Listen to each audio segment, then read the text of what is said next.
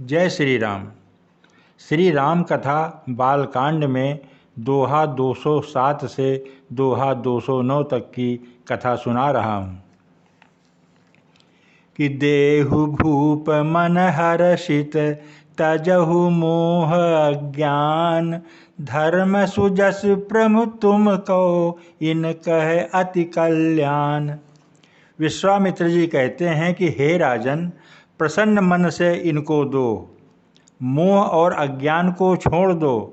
हे स्वामी, इससे तुमको धर्म और सुयश की प्राप्ति होगी और इनका परम कल्याण होगा।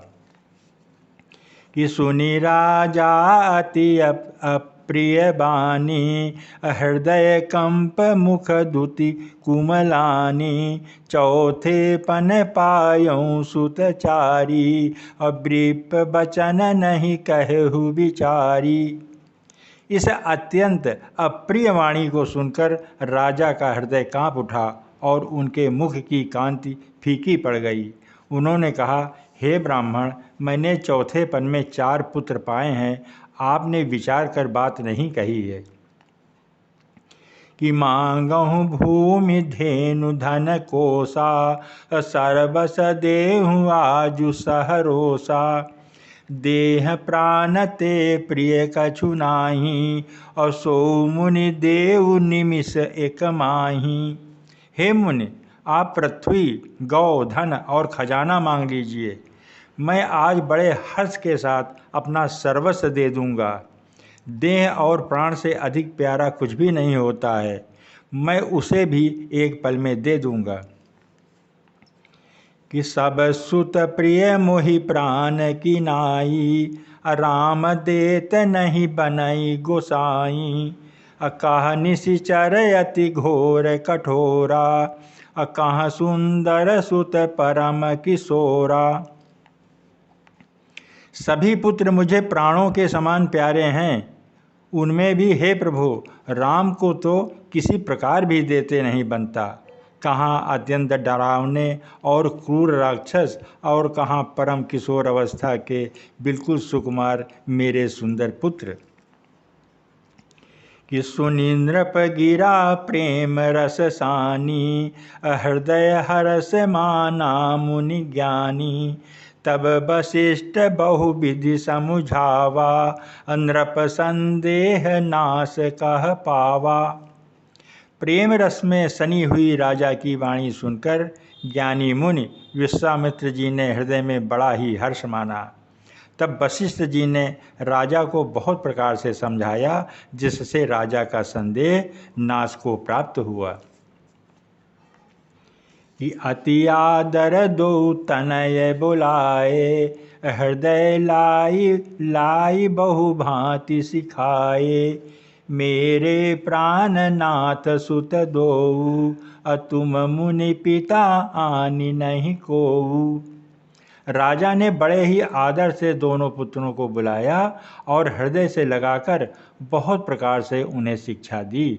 फिर कहा, हे नाथ, ये दोनों पुत्र मेरे प्राण हैं। हे मुनि, अब आप ही इनके पिता हैं, दूसरा कोई नहीं है। कि सौंपे भूपर सिंह सुत बहुविधि देई आशीष जननी भवन गए प्रभु चले नाई पद शीस। राजा ने बहुत प्रकार से आशीर्वाद देकर पुत्रों को ऋषि के हवाले कर दिया। फिर प्रभु माता के महल में गए और उनके चरणों में सिर नवाकर चले। कि पुरुष सिंह दो वीर हरषि चले मुनि भय हरन और कृपा सिंधु मति धीर अखिल विश्व कारण करन। पुरुषों में सिंह रूप दोनों भाई राम और लक्ष्मण मुनि का भय हरने के लिए प्रसन्न होकर चले।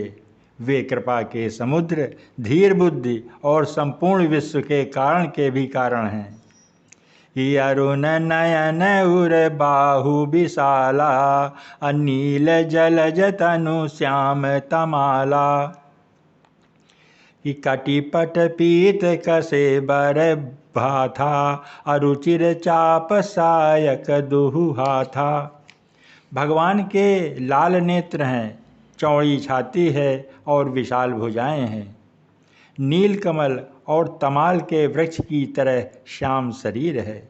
कमर में पीतांबर पहने हुए और सुंदर तरकस कसे हुए हैं। दोनों हाथों में सुंदर धनुष और बाण है। कि श्याम गौर सुंदर दो भाई, विश्वामित्र महानिधि पाई। कि प्रभु ब्रह्मेंद्र देव मैं जाना, अमोहि नीति पिता तजेउ भगवाना। श्याम और गौर वर्ण के दोनों भाई परम सुंदर हैं। विश्वामित्र जी को महान निधि प्राप्त हो गई। वे सोचने लगे कि मैं जान गया कि प्रभु ब्रह्मदेव ब्राह्मणों के भक्त हैं। मेरे लिए भगवान ने अपने पिता को भी छोड़ दिया है। कि चले जात मुनि दीन दिखाई, असुनि ताड़का क्रोध करि धाई। कि एक ही बान प्राण हरि लीना, अदीन जानित ही निज पद दीना। मार्ग में चले जाते हुए मुनि ने ताड़का को दिखलाया। शब्द सुनते ही वह क्रोध करके दौड़ी। श्री राम जी ने एक ही बाण से उसके प्राण हर लिए और दीन जानकर उसको निजवत अपना दिव्य स्वरूप प्रदान कर दिया। कि तब ऋषि निज नाथ ही जिय चीनी, विद्या निधि कहु विद्या दीनी। अजाते लागन क्षुधा पिपासा, अतुलित बल तनु तेज प्रकाशा। तब ऋषि विश्वामित्र जी ने प्रभु को मन में विद्या का भंडार समझाते हुए भी लीला को पूर्ण करने के लिए ऐसी विद्या दी जिससे भूख प्यास न लगे और शरीर में अतुलित बल और तेज का प्रकाश हो। कि आयुध सर्व समर्पिक प्रभु निज आश्रम आनि, कंद मूल फल भोजन दीन भगत हित जानी। सब अस्त्र शस्त्र समर्पण करके मुनि प्रभु श्री राम जी को अपने आश्रम में ले आए और उन्हें परम हितु जानकर भक्तिपूर्वक कंदमूल और फल का भोजन कराया। कि प्रात कहा मुनि सुनु रघुराई, अनिर्भय यज्ञ करहु तुम जाई। होम करन लागे मुनि झारी, आपु रहे मख की रखवारी। प्रातःकाल सवेरे श्री रघुनाथ जी ने मुनि से कहा कि आप जाकर निडर होकर यज्ञ कीजिए। ये सुनकर सब मुनि हवन करने लगे और स्वयं श्री राम जी यज्ञ की रखवाली करने लगे। कि सुनि मारीच निशाचर क्रोही, लय सहाय धावा मुनि द्रोही। अबिनु फर बान राम तेहि मारा, असत जो जनगा सागर पारा। यह समाचार सुनकर मुनियों का शत्रु क्रोधी राक्षस मारीच अपने सहायकों को लेकर दौड़ा। श्री राम जी ने बिना फल वाला बाण उसको मारा, जिससे वह 100 योजन के विस्तार वाले समुद्र के पार जा गिरा। कि पावक सरसु बाहु पुनि मारा, अनुज निशाचर कटकु संघारा। मारी असुर द्विज निर्भयकारी, स्तुति करहि देव मुनि झारी। फिर सुबाहु को अग्निबाण मारा। इधर छोटे भाई लक्ष्मण जी ने राक्षसों की सेना का संहार कर डाला। इस प्रकार श्री राम जी ने राक्षसों को मारकर ब्राह्मणों को निर्भय कर दिया। तब सारे देवता और मुनि स्तुति करने लगे। इतः पुनि कछुक दिवस रघुराया, रहे कीनि विप्रन पर दाया। भगत हेतु बहु कथा पुराना, कहे विप्र यद्यपि प्रभु जाना। श्री रघुनाथ जी ने वहाँ कुछ दिन और रहकर ब्राह्मणों पर दया की। भक्त के कारण ब्राह्मणों ने उन्हें पुराणों की बहुत सी कथाएं कहीं, यद्यपि प्रभु सभी कुछ जानते थे।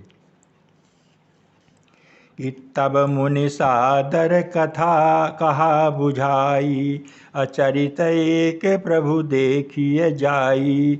धनुष यज्ञ सुनि रघुकुल नाथा, हरषि चले मुनि बर के साथा।